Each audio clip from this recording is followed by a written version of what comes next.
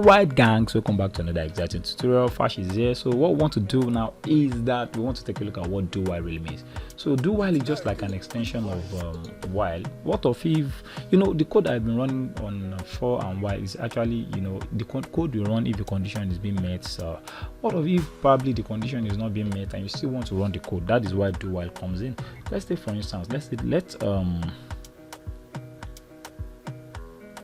let I be equals to maybe 9. Okay, 5.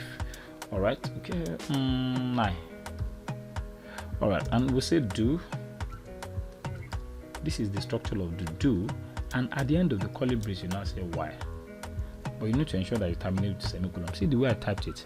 Okay, so inside this place you say, okay, probably you put your conditions, and normally they say when if I is less than what, 5, that what should happen.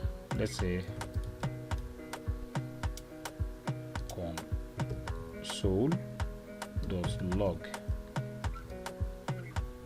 Do you understand? And let's say the value of I is outside this. Let's concatenate is all right, good. So but if you look at this, if you don't probably iterate, you are going to have an infinite loop. So, and that's pretty bad. Your browser is just going to be malfunctioning. So you need to say I plus plus. All right, so now by the time you do this, let's check it out. Is I less than 5? I is equals to 9. It's not less than 5, so it is only this code that will run, not the iteration. You can see the value of I is 9. So that is it. The value of I is 9. That is it. The value of I is 9. What of if I want to iterate? So let's take, for instance, if I now say I is equals to what, 0, and I say whenever I say I is less than 5, so you can see this one will work because initially I is less than 0, I is equals to 0. So whenever I is less than 5, you should keep what, increasing the number. That's what it means. So let me load it now.